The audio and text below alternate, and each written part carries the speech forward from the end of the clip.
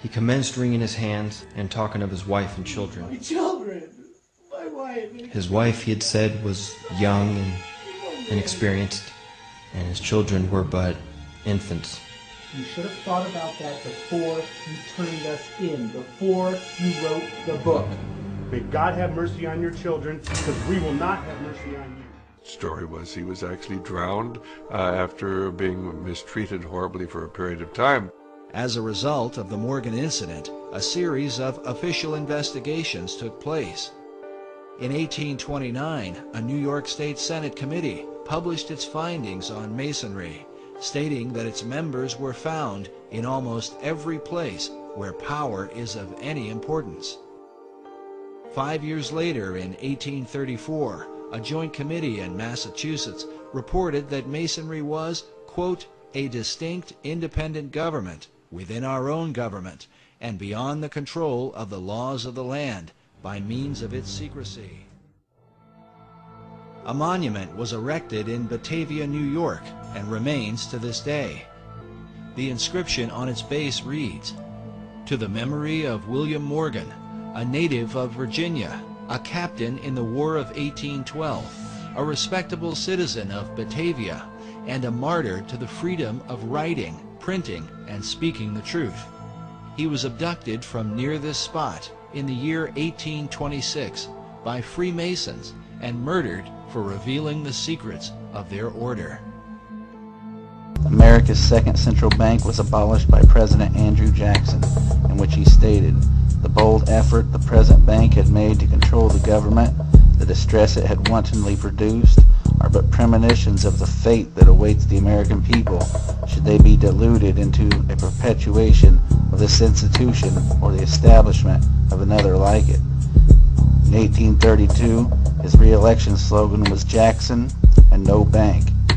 In 1835, Jackson paid off the final installment of the national debt, being the first and only president to accomplish this, done by issuing currency for government bonds instead of issuing treasury notes. A few weeks later, a man by the name of Richard Lawrence tried to assassinate him. This was the first assassination attempt ever on an American president. He was found not guilty by reason of insanity. He claimed wealthy people in Europe put him up to it and guaranteed his release if he was caught. From their beginning with founder Ignatius Loyola in the 16th century, the Jesuits were a subversive organization known for their lust for power. So nefarious were they that the Marquis de Lafayette in 1799 said of them, "It is my opinion that if the liberties of this country, the United States of America, are destroyed, it will be by the subtlety of the Roman Catholic Jesuit priests, for they are the most crafty, dangerous enemies to civil and religious liberty. They have instigated most of the wars of Europe." Napoleon Bonaparte, while lamenting his exile on St. Helena, said, "The Jesuits are a military organization, not a religious order. And the aim of this organization is power. Power in its most despotic exercise, absolute power, universal power, power to control the world." Their entire system was set up like a game of chess. They moved a religion into one space and a secret society into another. They created a battle over there and saved the people with their monetary system over here. And once they finally got all their pieces in place, in the name of their God, pawns, people, fight to protect the king and queen with their military system, each one publicly praising the other as the people watch the battles helplessly, unaware that the game is even being played. The most commonly found Bible today is the King James Version, written by the 33rd degree Mason, King James. The Mormons were started by a 33rd degree Mason. Jehovah's Witnesses were started by a 33rd degree Mason, etc., etc. And the Masons had a branch known as the Knights Templar of the Roman Catholic Church, who was the founder of the Bible that all their religions are based on. From the shadows, they have engineered every major war, revolution, and recession. The Aryans, or to be more precise, the cluster of languages that would become modern English, German, French, Latin and Greek, Persian and Sanskrit. They control everything you read, everything you hear, and everything you see. A Knights Templar later became the Knights of Malta, and they set up what people now refer to as the CIA, the father of which was General William Joseph Donovan, and the so-called mother was James Jesus Angleton.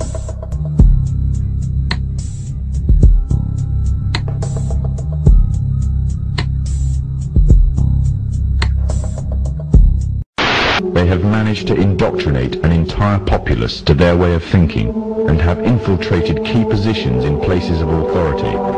And it is from the shadows that they have created a new political order, a new economic order, and more sinister, a new religious order. The three most important obelisks in the world today have been placed inside their three most important city-states: the inner city of London, Vatican City, and Washington, D.C. These three pay no taxes, have their own flags, and operate under Roman laws. The obelisk known as Cleopatra's Needle was transported from Egypt and placed in the inner city of London, the headquarters of the worldwide English Freemasons. The obelisk in Vatican City was taken out of Egypt and constructed in St. Peter's Square. It was placed so that every pope that addresses the square must face it, and the city itself was designed as a giant key.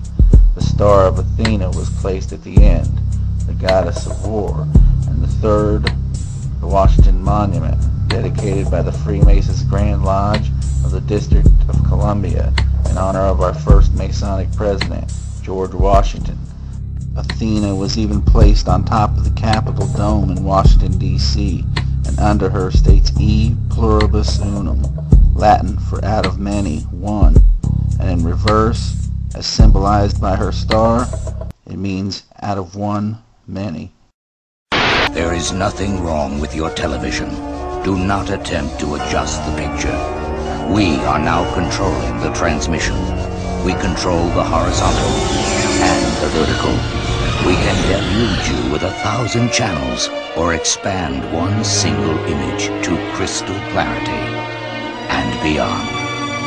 We can shape your vision to anything our imagination can conceive. It looks like it might have been an explosion of cloud. The white say.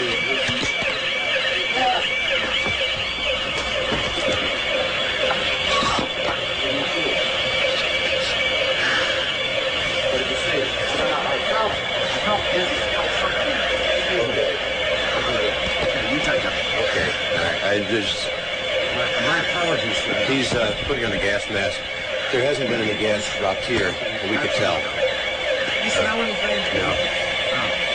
You may smell some of the fumes from a missile exhaust going off. The missiles use a rocket, a cordite, some sort of burning.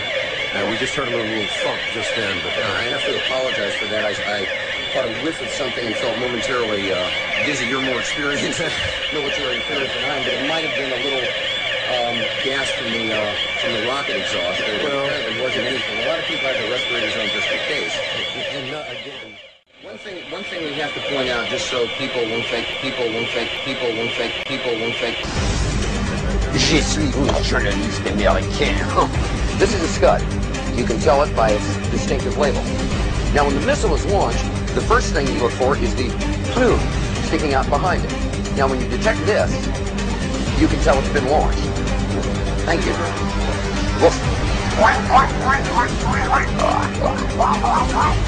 Geopolitics by Dan Quayle.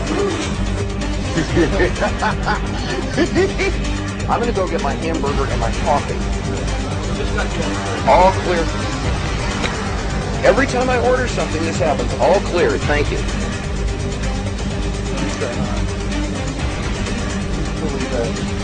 Oh, I love this country so much. So much. So much. So much. We are at the end of the age of the fish. And by knowing when the flood was going to occur, the ancestors of the people who are in charge of our lives today were able to prepare for survival. Today, most people refer to one of the most ancient ancestors of this bloodline as God. Since the ending of the age of the bull, they have controlled almost everything your ancestors were allowed to know and think. This concept of controlling your thoughts through the mainstream media is nothing new. That is why the horns of the bull is their hand sign. It has nothing to do with their make-believe Satan. The sign people think of as the horns of Satan is thousands of years old. It is the sign of Enlil, Zeus, the god of the Bible. The descendants of Zeus and their insider followers have used this symbol ever since they survived the Great Flood in the age of the bull, and it is more than just a representation of the horns of an animal.